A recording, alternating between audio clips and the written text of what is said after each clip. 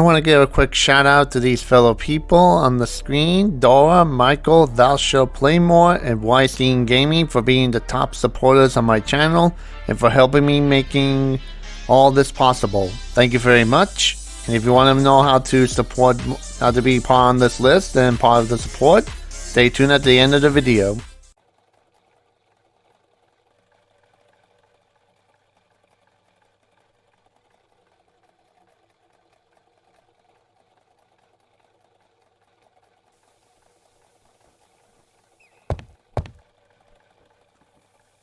Bexhill seems to be a pleasant little town.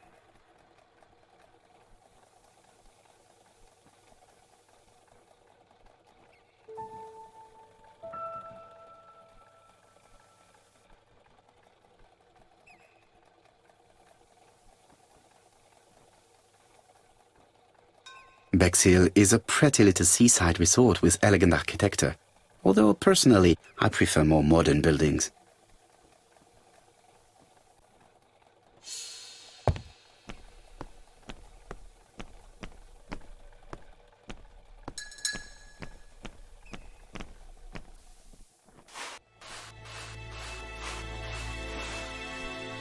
How do you do, gentlemen? Chief Inspector? I fear your admirer has struck again, Poirot. We haven't yet identified the victim, but it's a young woman, 20 to 25 years old. Death occurred last night between 11:30 and 1 o'clock, and we found an ABC guide on the body. Was she pretty? Come on, Poirot, that's rather out of place. It has no bearing on the murder. Are you certain?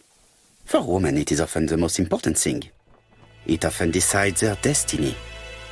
The body hasn't been moved. You can see for yourself.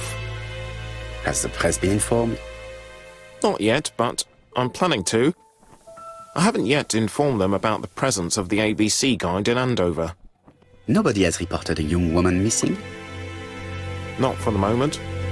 No witnesses, I imagine? Indeed.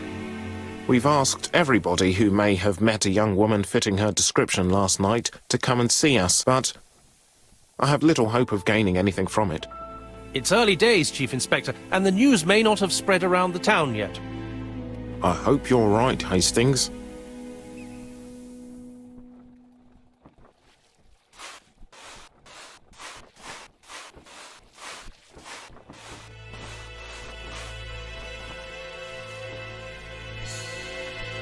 She was a great beauty. Strange that chap didn't notice it. These marks have been left by a rope or a braided cloth. Apart from the marks on her neck, there are no signs of the struggle. She didn't manage to hit her assailant.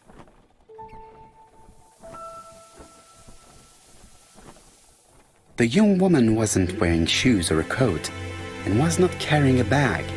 That's strange. Either the murderer stole her belongings, or she put them somewhere safe. Maybe so that she could bath. This key is too small to be one for a house. Without a doubt, it is for a padlock. A braided silk belt. It may have belonged to the victim.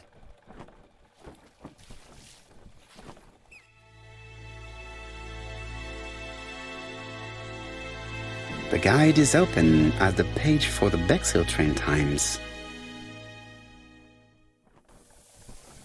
Let us now try and get our brain cells to work.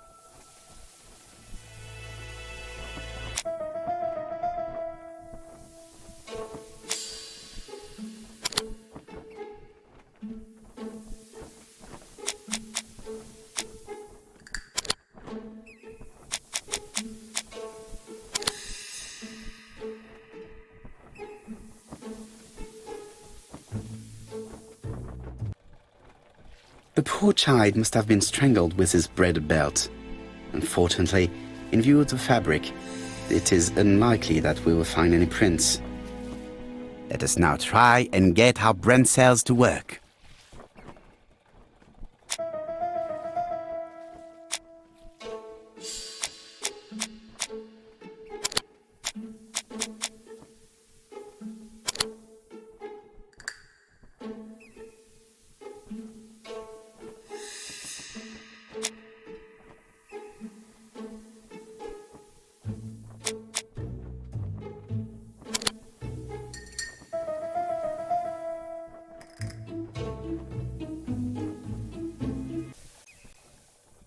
The medical officer should confirm that the victim was strangled with her own belt. That's what I thought. She shows the usual signs of strangulation. With a little luck, we'll find prints this time. You are too optimistic, Hastings. Our killer is far too meticulous for that.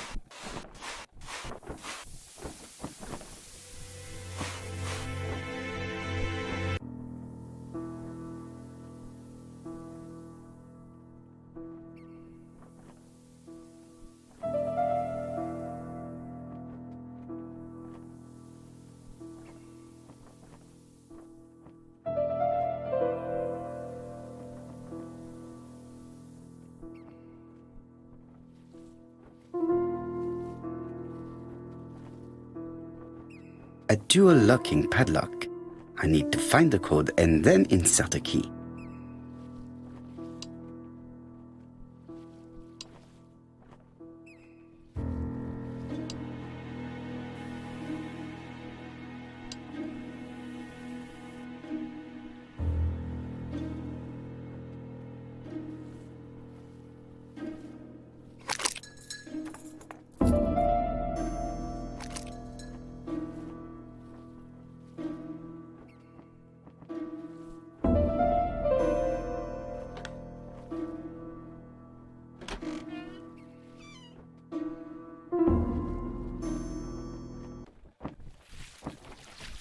It definitely was here that the victim left her belongings. The purse is full. Yet again, we can dismiss theft as the motive for the murder. Here is the watch she must have removed to prevent it from getting wet. A top-brand lipstick. She liked to take care of her appearance. As well as a photo of the victim with some company. It could be useful to me.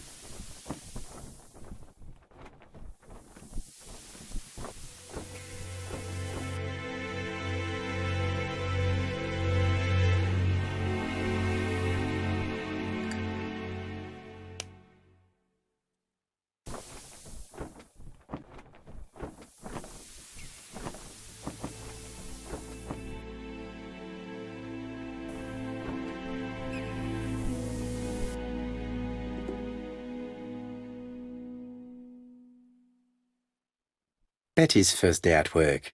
Mom is very proud of you. Elizabeth Barnard, 7 August 1931.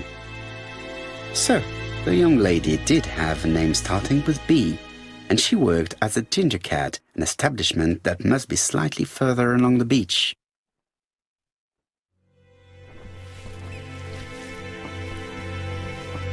Jap has gone to the police. The victim has been identified and her family had reported her disappearance. She was called? Elizabeth Barnard, mainly Betty. She worked as a ginger cat at the cafe slightly further along the beach. But Poirot, how on earth? Never mind. Do you have her address?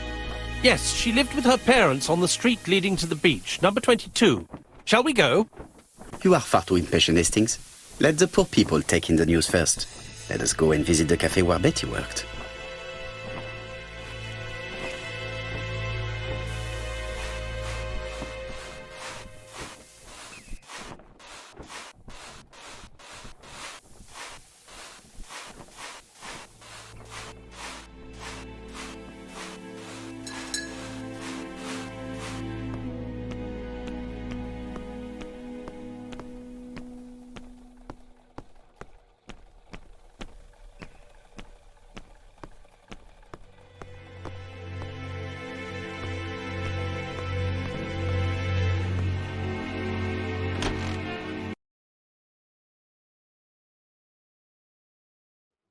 I'll be with you in a minute, gentlemen. It is not the right time.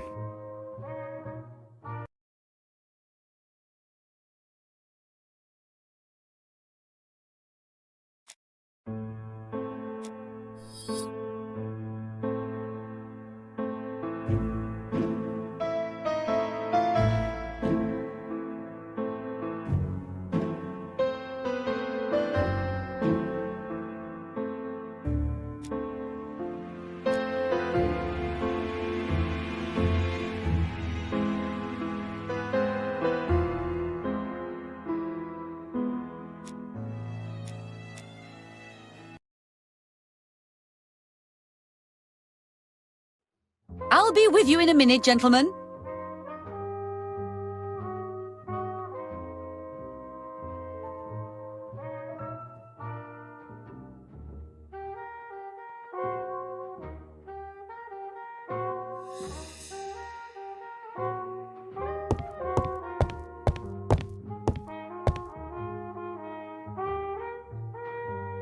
Something tells me that she's the owner of the ginger cat.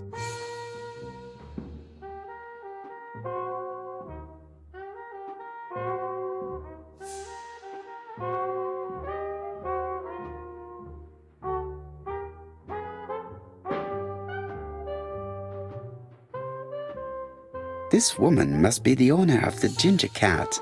It looks like something is bothering her. How can I help you? A hot chocolate and a tea for my friend, please. I'll bring it straight away.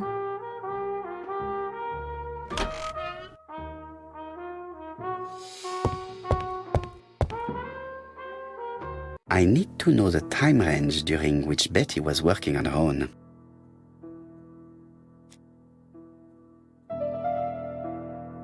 Where is Betty? Betty worked from 11 a.m. to 7:30 p.m. Would she have been alone at any time during her service?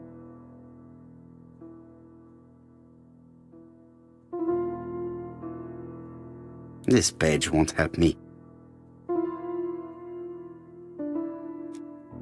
Interesting. Betty was alone between 5 p.m. and 7:30 p.m. Who did she serve?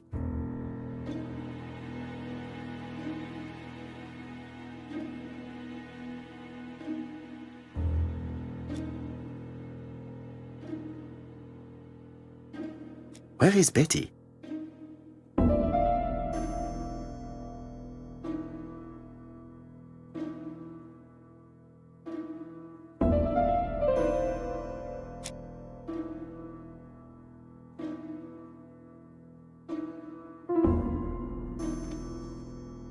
These are the different waiting staff's bills. Which ones were written by Betty?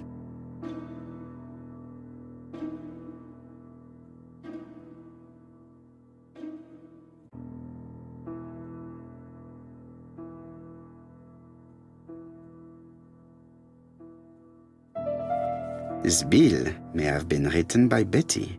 There is probably another one.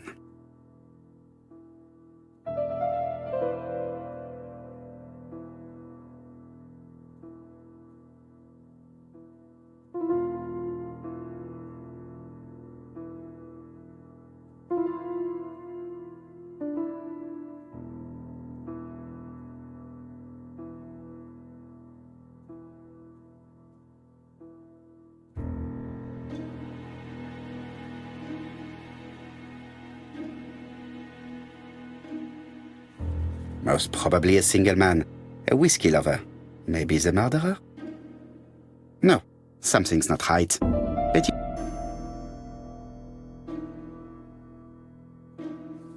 This bill may have been written... Betty wasn't serving on her own.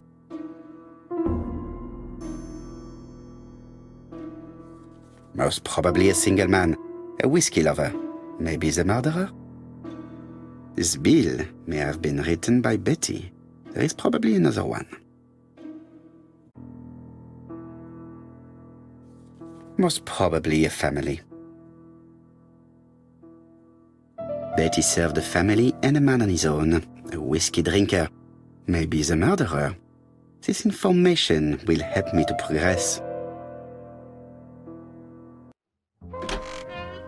But, gentlemen, what are you doing? We are searching for clues, mademoiselle. My name is Hercule Poirot. I am a detective, and this is Captain Hastings. Does Betty Barnard work here? That is correct. She should have been here a while ago. Punctuality is the first rule of politeness. I fear that Miss Barnard will not be coming today. She has just been found, dead, on the beach a few hundred meters from the cafe. How awful.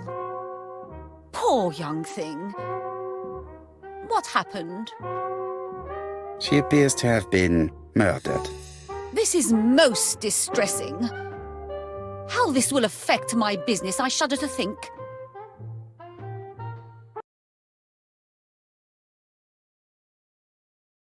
Do not be so sure. Miss Barnard's tragic death may be a good advertisement for you. It makes one despair of human nature. Poor young girl. She was a hard-working and pleasant young woman. I didn't know her that well. She'd only been here for 2 summers. I know that she had a young man. He used to call for her sometimes.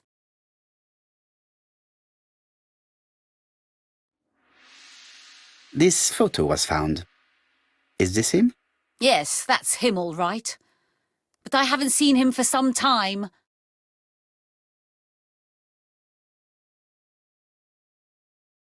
I find young people today very hard to understand. You needn't tell me that. A few weeks ago, they argued just outside the cafe. Imagine what my customers must have thought. I hope for you that it was an isolated incident. It must be difficult to keep a respectable establishment if your staff show themselves to be so shameless. The young man only made a scene the once. Jealousy, no doubt. It must be said the young girl was very pretty. Thank you for your time, Mademoiselle Mérion. You have been of great help. The customer who ordered the whiskey might provide us more information. He may have been the last one to see Betty alive. It is an interesting idea, Hastings. Maybe he is a regular guest. What do you think, mademoiselle? I don't think so. Our regular guests tend to order tea and cakes. At this time of the year, there are a lot of tourists about you never see again. That's what I thought. Time to visit Betty's home.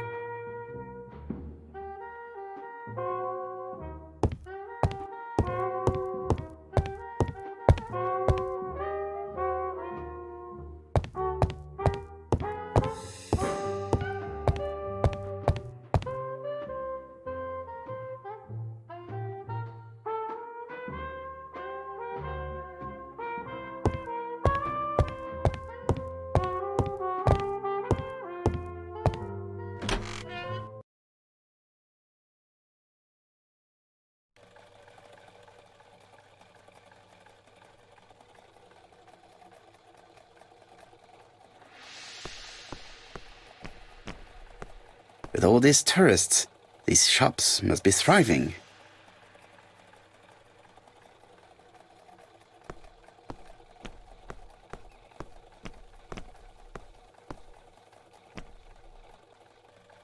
Could it be the same buildings as on the victim's photo?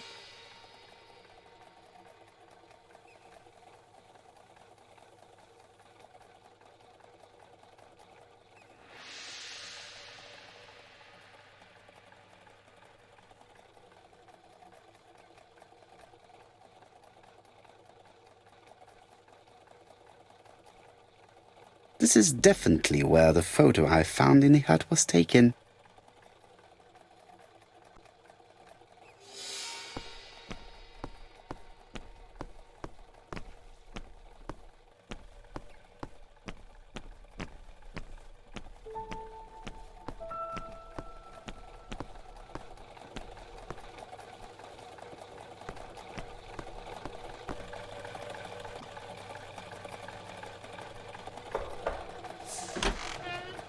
How do you do, mademoiselle? My name is Hercule Poirot. I know you. You're that detective we hear all about. I do not know if that is a compliment, but I will take it as one for now. You are Betty's sister, I believe? Yes. My name is Megan. Can we come in? Please do.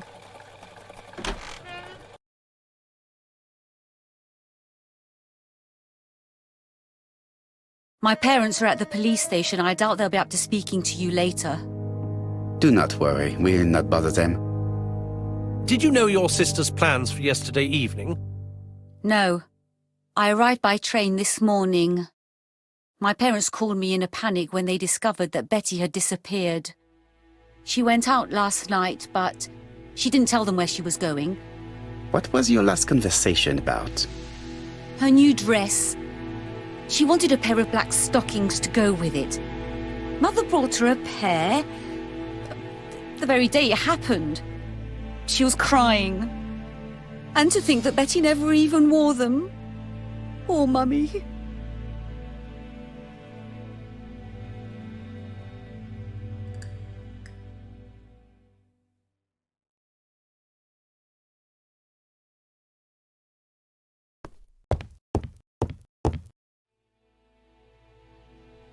The Barnard appeared to make music a priority in their budget.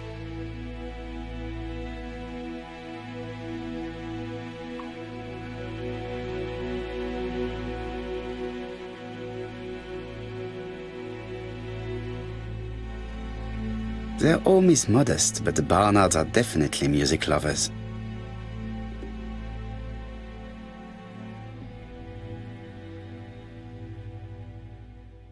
What is she feeling at the moment?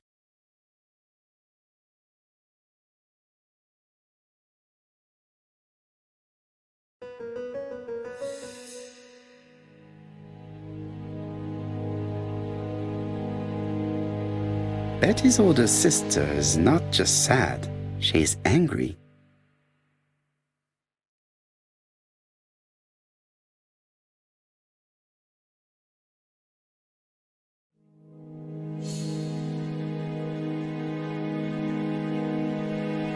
Your sister had a fiancé, I believe? Yes, he's called Donald Fraser. A very nice man.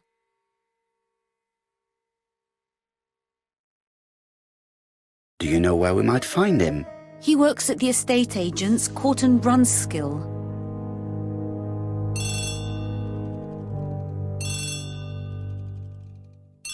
Oh, excuse me, I have to answer that. But of course. Betty's room is opposite the stairs on the first floor. Feel free to take a look if you think it might be useful.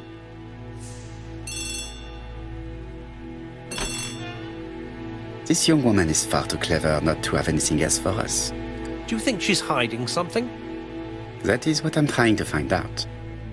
Surely you don't think she did it? I did not say anything of the sort. But young women always ruin your judgment, Hastings. Who knows, maybe Megan was jealous of her attractive young sister. I see.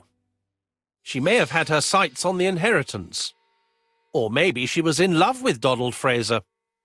We have to study all scenarios, even the most unlikely. But I doubt that Mr. and Mrs. Barnard are rich enough to justify murder. While I try and get Miss Barnard to talk, I would like you to try and find Donald Fraser. It should be easy to find the estate agents where he works. Bring him to the Ginger Cat. I would like to talk with him before the Chief Inspector finds him.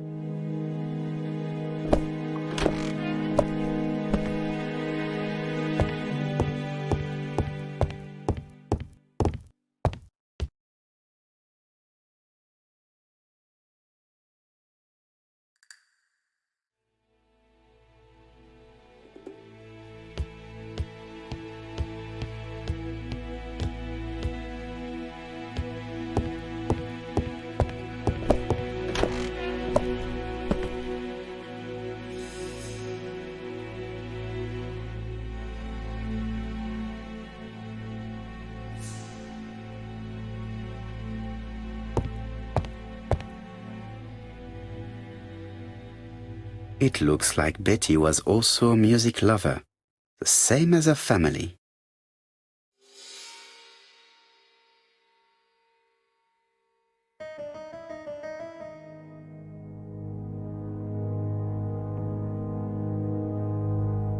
Without a doubt, Betty used to sing.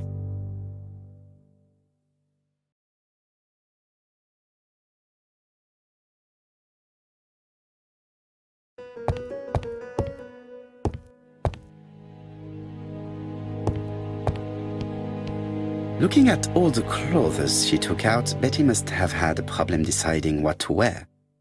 Maybe she had a date? A box of new stockings. It looks like Betty has a very busy life.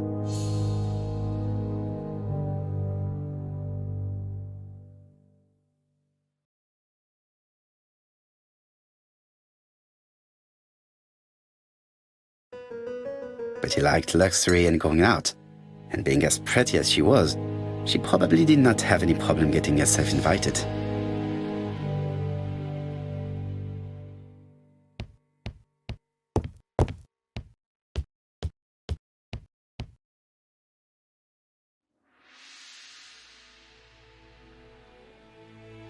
Medicine to prevent voice loss.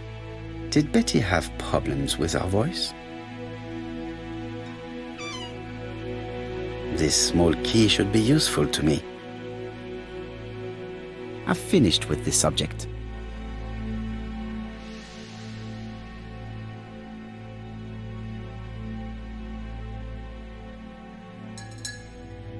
A record sleeve with a handwritten title. Betty must have recorded a demo. I'd be interested to hear it.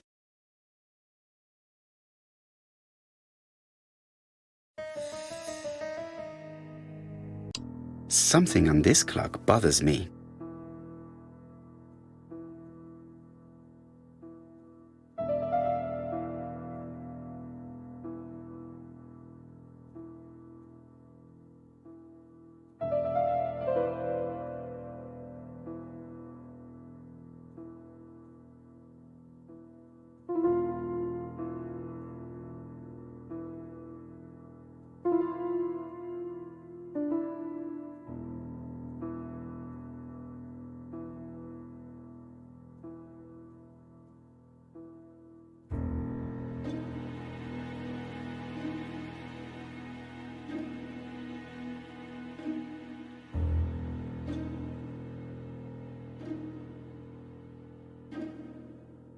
Strange.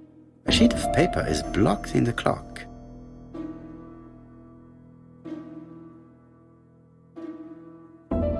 What a strange mechanism. I don't think it serves to turn the hands.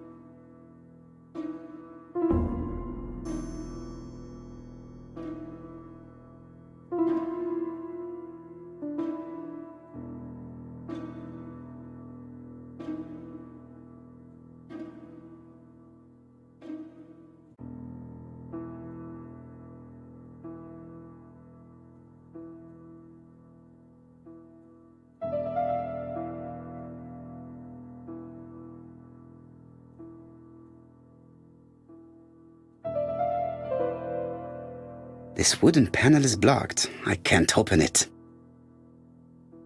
This wooden panel is blocked. I can't open it.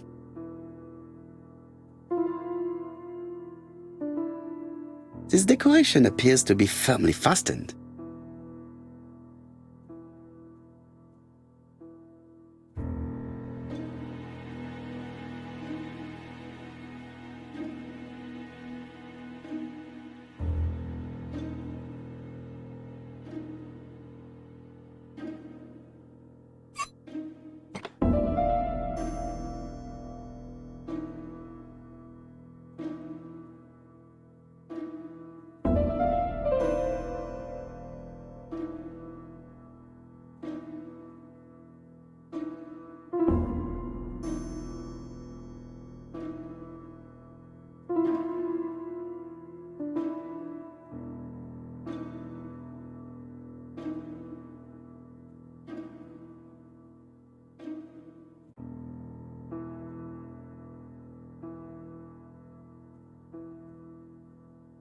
This decoration appears to be firmly fastened.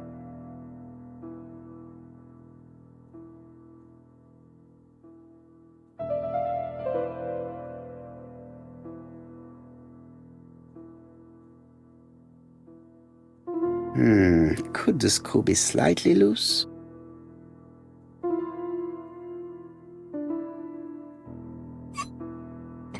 Good.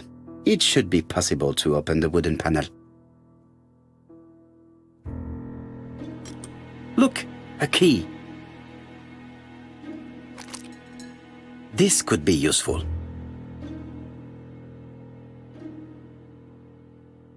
This code probably has something to do with the mechanism above the clock.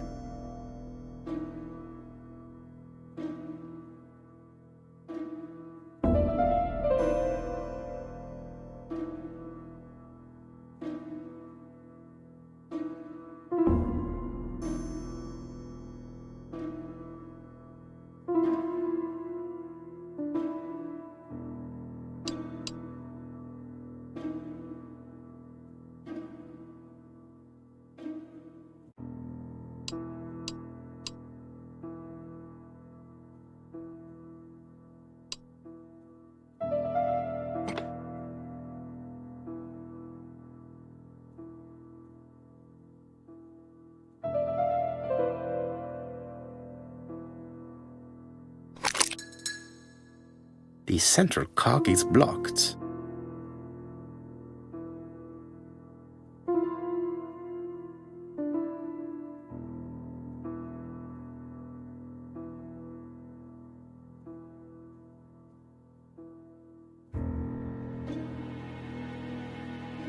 I definitely need an object to make these cogs turn.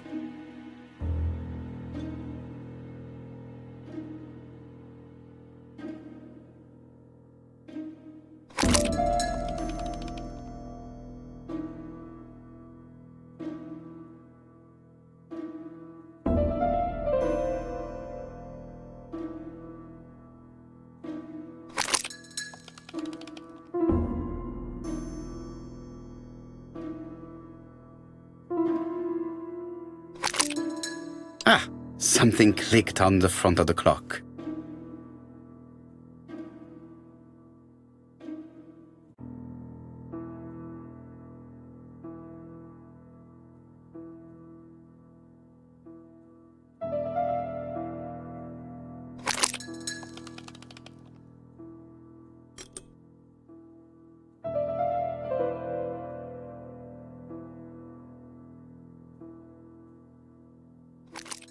This could be useful.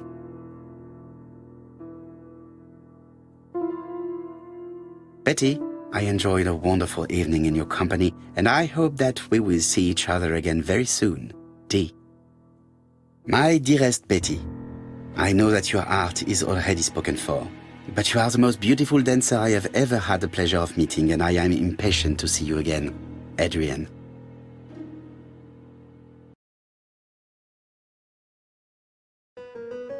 A record sleeve with an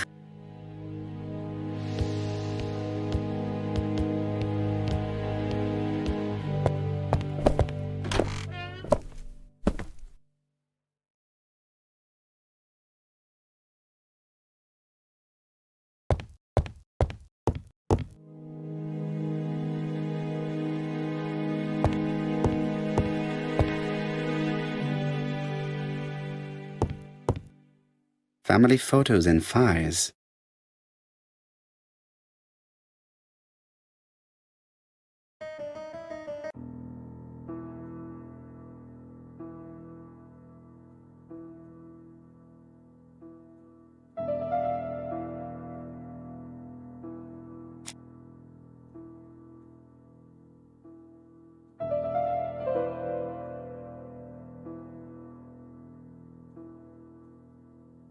Let us see. What is this cupboard hiding?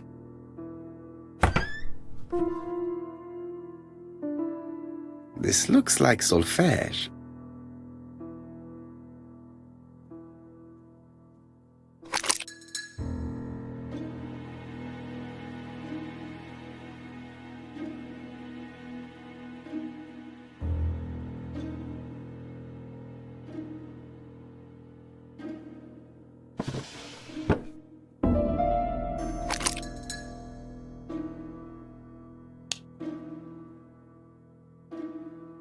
There is bound to be a clue somewhere.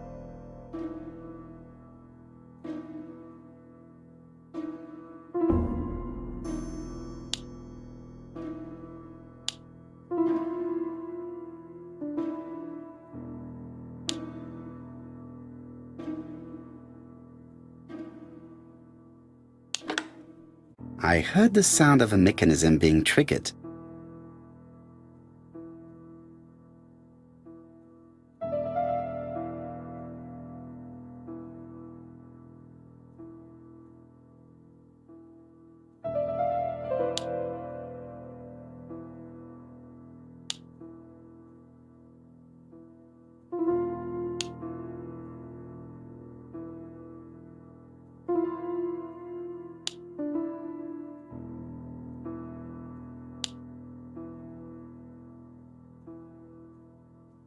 I just have to put the record on the gramophone and start it.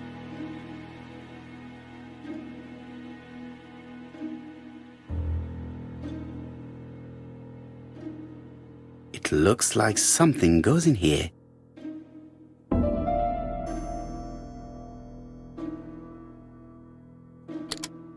That doesn't work. I must have forgotten a step.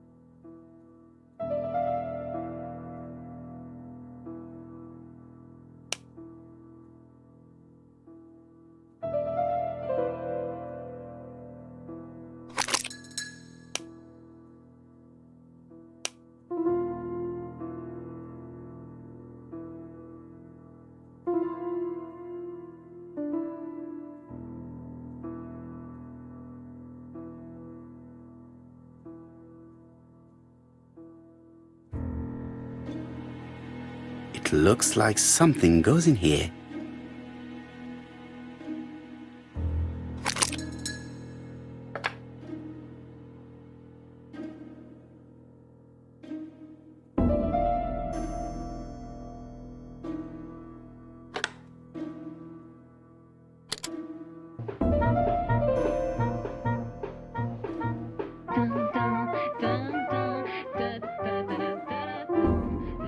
Oh, Donald! We're in the middle of recording. Sorry, Betty, but it's not wise. The doctor said you should rest your voice. You're such a killjoy sometimes.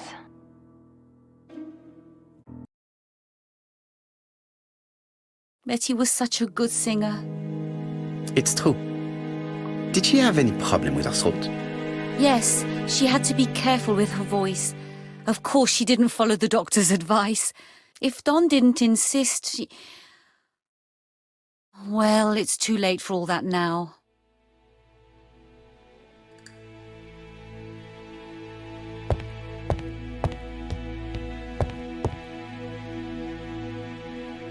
It looks like this woman is single, but she has feelings for someone.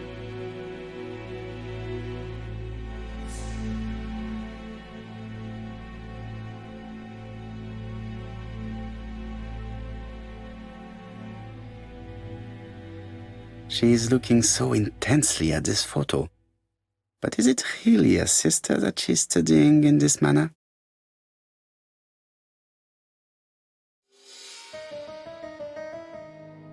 They made the perfect couple, am I correct? Yes, in a way. She was pretty and he... Well?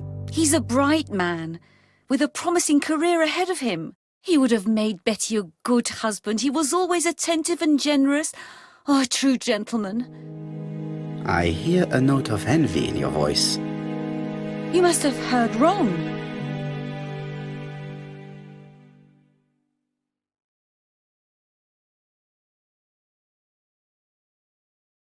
Donald appeared to be very much in love with your sister. Yes, he was mad about her. Mad, you say? Being madly in love can often be destructive, and Mr. Fraser was known for being jealous, I believe. No more than average. Men are always slightly possessive, especially when they are with a pretty woman. You are a poor liar, Mademoiselle Bernard. Excuse me, Mr. Poirot, but I do not see why you are interested in our humble little crime. It would appear that your sister's murder is the second in a series that we have to stop as quickly as possible. The first was in Andover, and the same as your sister, the murderer sent me a letter informing me that a crime would be committed in that town. Now can I count on your honesty? Yes, you have my confidence, Mr. Poirot. Don is a quiet and sensitive young man, slightly reserved too, and as is often the case with reserved people, when he flew into a temper, he completely lost control. He could be so violent. Betty was frightened. And when was this? The first time was about a year ago. But they rowed more recently. Donald found out that Betty had lied to him. She said she was going out with a girlfriend, but she went out for dinner with a married man. It was an awful scene. She told him that until they were married, she was free to go with whoever she pleased. Donald turned quite pale, and started shaking and kept saying one day. Well? He'd commit murder.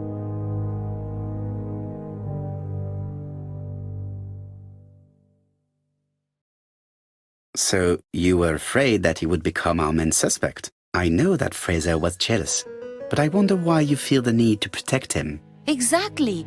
Had you not told me about the case, I would never have dared to tell you about this little matter. Don loved Betty with all his heart. I can't imagine for one instant that he would hurt her. Very good, Mademoiselle Barnard. Thank you for your help.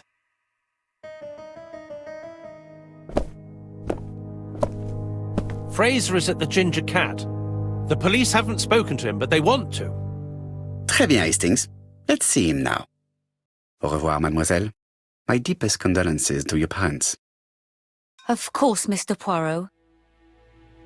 And don't be too hard on Don. He's more fragile than he looks. If you say so. Let us now try and get our brain cells to work.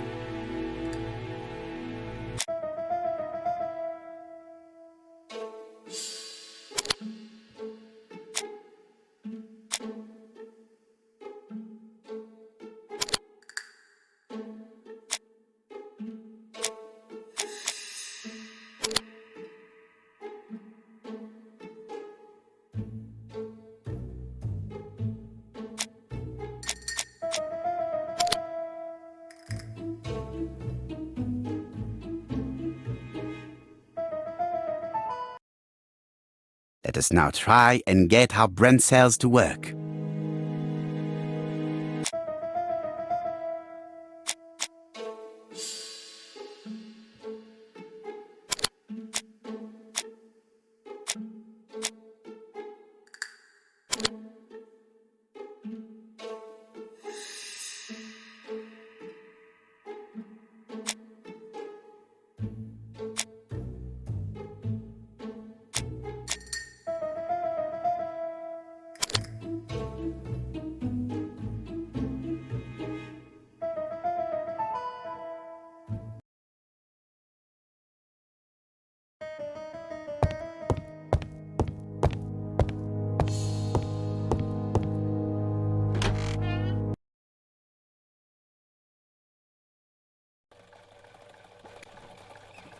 You've seen Fraser, Hastings.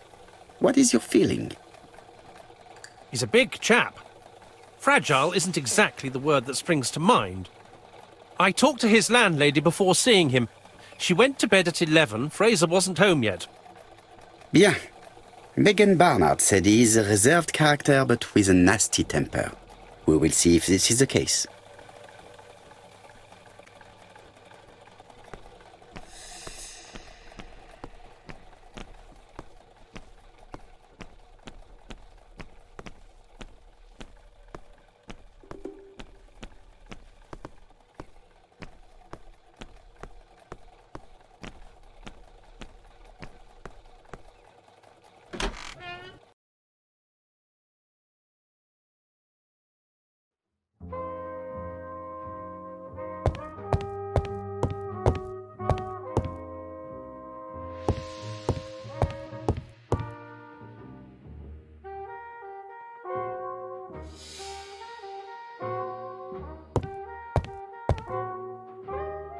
How do you do, Mr. Fraser?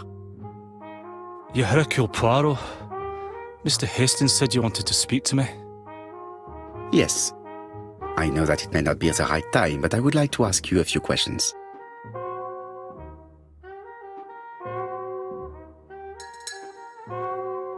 This man looks suspicious.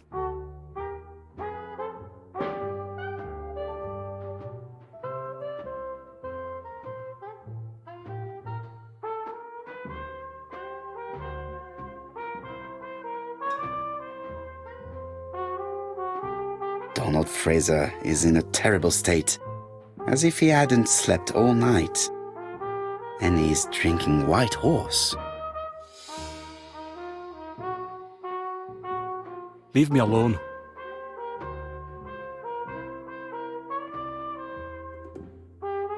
Tell me that it's a mistake.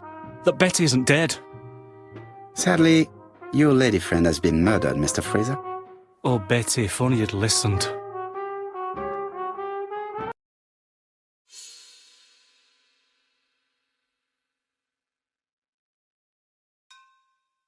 Did you visit Betty yesterday afternoon? No, I haven't seen Betty for 2 days. I was at the office yesterday afternoon. Can you prove that? Of course. But why this question? Betty died yesterday evening, didn't she? Betty was murdered during the night, but that does not prove that she did not meet her murderer earlier in the day. So am I a suspect?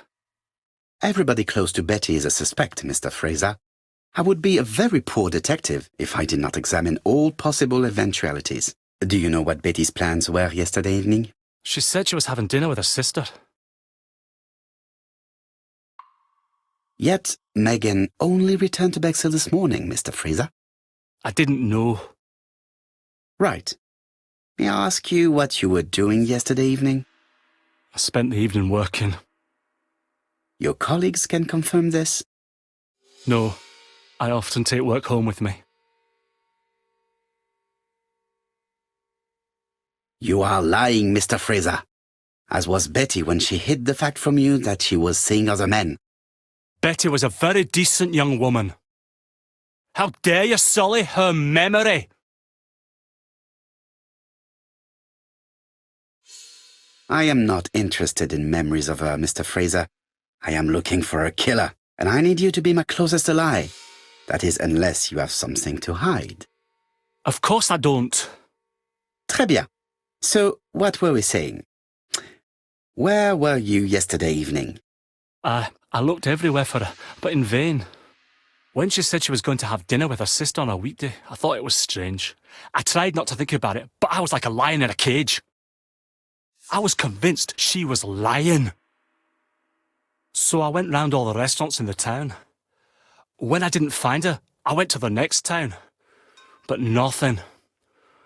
I must have got home about midnight or 1 o'clock. Did anybody see you?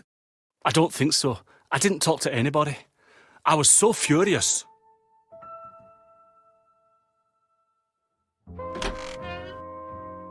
Ah, I knew I'd find you here, Poirot. I thought the victim's young man was here. Yes, is all yours, Chief Inspector. Let us now try and get our brain cells to work.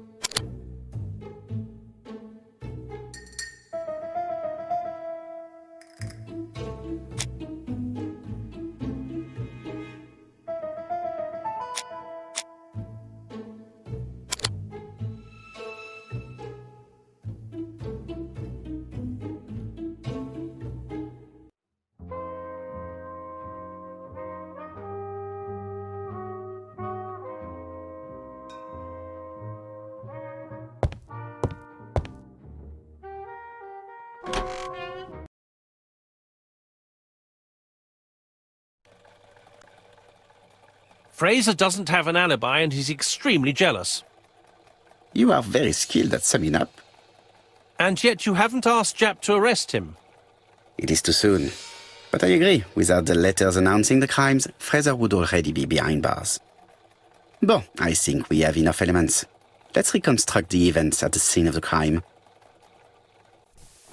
I can't imagine how the murderer wasn't seen, though. Surely she must have struggled. Let us try and imagine the scene.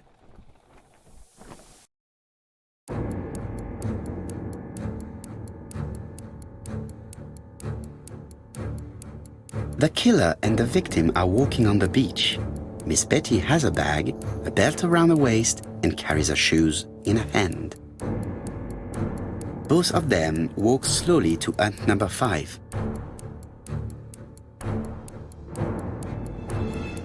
Both of them walk slowly to hut number 6.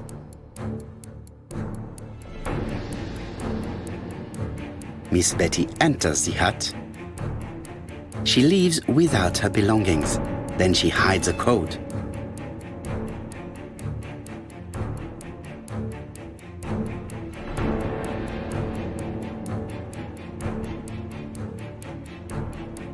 They keep walking. Then she removes her belt. The murderer moves behind her and then attacks her by surprise. The body falls, lifeless, on the sand. Everything appears to match the crime scene, mon cher Hastings. That is exactly what happened.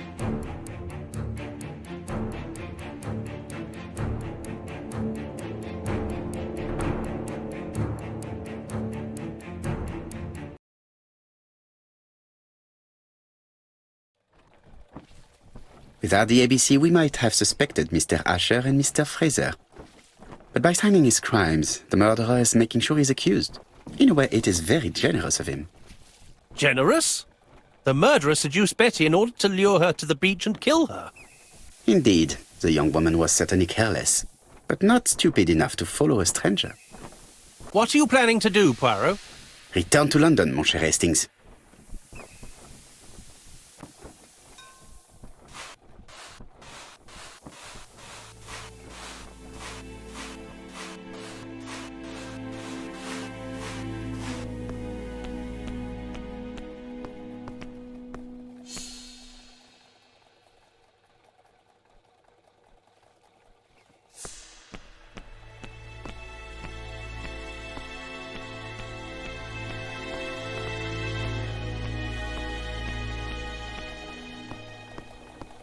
Right, back to London. There is nothing more for us to do here.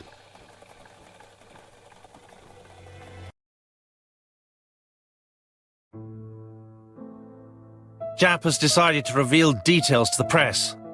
The alphabet murder is now famous. It is not a bad idea. The more people who know, the greater our chances of finding out something of interest. Poirot, I have a bad feeling.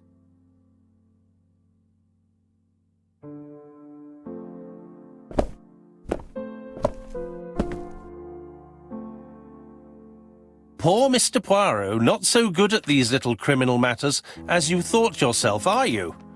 Rather past your prime, perhaps. Let us see if you can do any better this time. This time, it's an easy one. Churston on the 30th. Do try and do something about it. It's a bit dull having it all my own way, you know. Good hunting. Ever yours, ABC.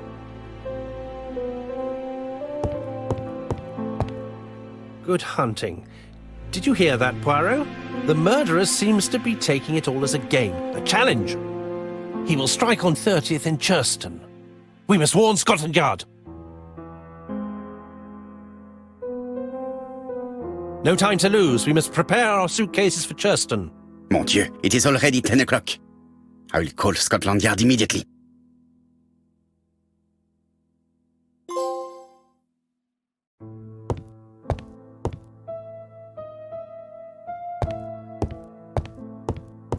In his haste, Hastings tore the envelope.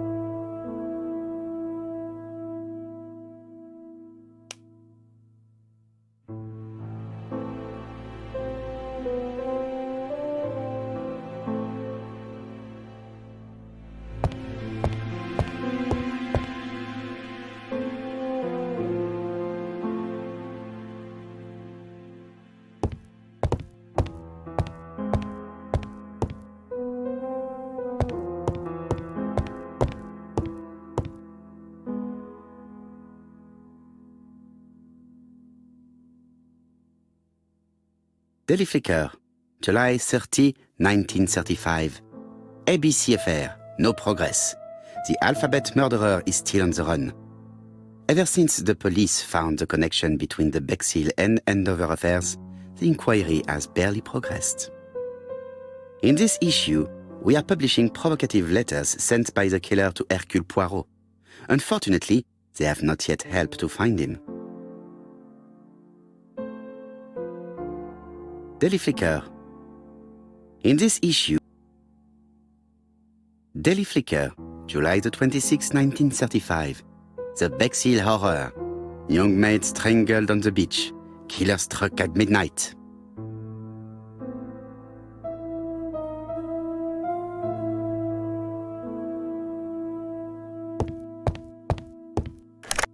Hello, Jap. We received a new letter from ABC in the 10 o'clock post. Where and when? In Churston. Today. Today? I'll inform the population immediately. I'll check the train times. Call me back.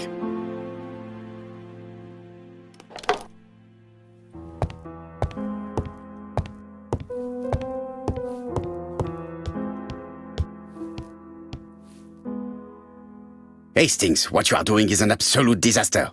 That is no way to pack suitcases. Heavens, we must hurry! We have to get to Churston before the murder! Hastings' order and method are always necessary, regardless of the circumstances. Okay. I'll let you pack them. All the same, it really is a disgrace to leave your belongings in such a mess.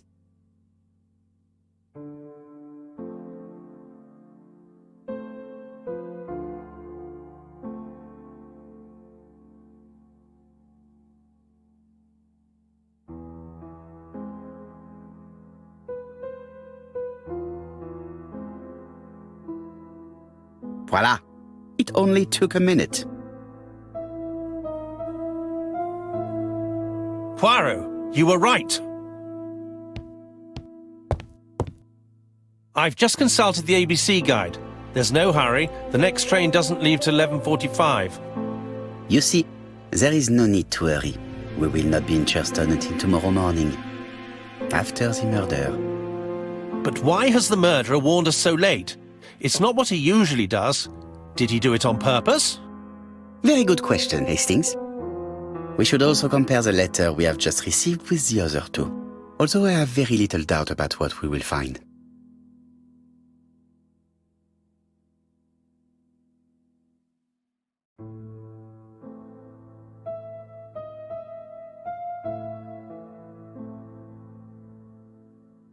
We've missed the 6:45 train, but we have plenty of time to catch the night train.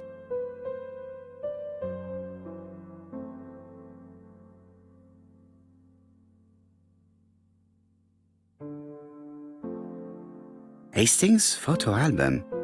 He's very proud of his bag.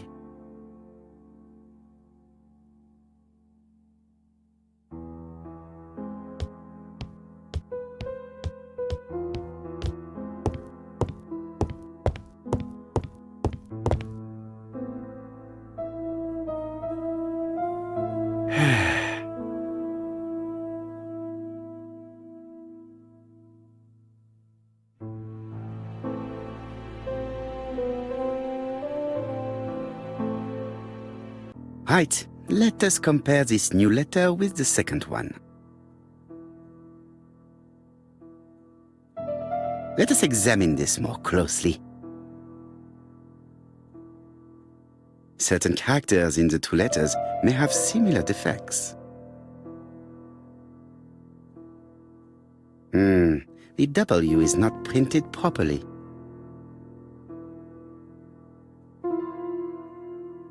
Of course, the W characters in the two letters do indeed have the same defects. I have to find some other similar defects to confirm my theory.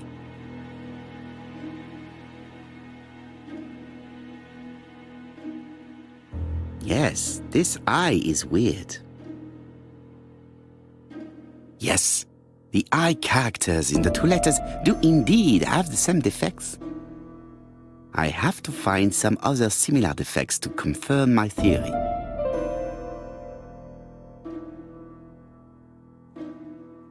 Yes, the A appears to be quite unusual. That's right. The A characters in the two letters do indeed have the same defects. My theory was right. These two letters were written with the same typewriter. Let us now try and get our brain cells to work.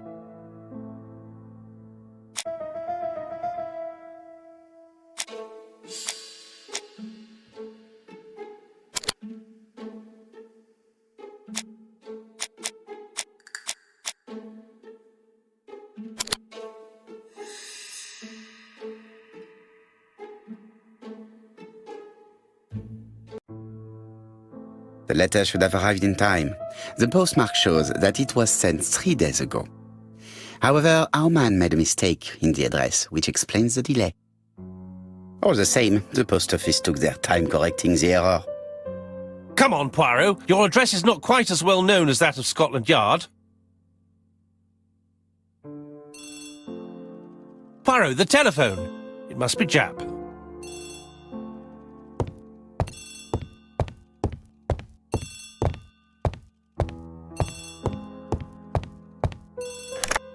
I have some news from Churchton. Bad news, I'm afraid. Sir Carmichael Clark was murdered while out on his evening walk. Sir Carmichael Clark. The name is familiar to me. He was a famous throat specialist, one of the best in London. A wealthy man, he retired to Combside, a beautiful house by the sea. He collected antiques. Are you going there? Yes, let's meet on the train.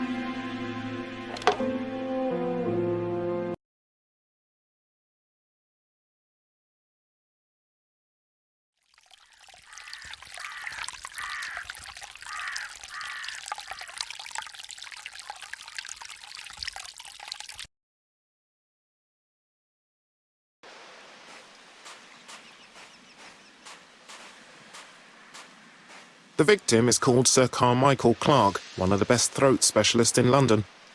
The body was still warm when we found it. If we'd been warned earlier, we definitely could have saved him. It appears that the murderer made a mistake when he wrote his letter. A mistake? Lucky for him. And what if he did it on purpose? No. He's defined his madcap rules and he's sticking to them. It's a matter of pride for him. Shall we go up to the house, Poirot? You go, my friends. I will come soon.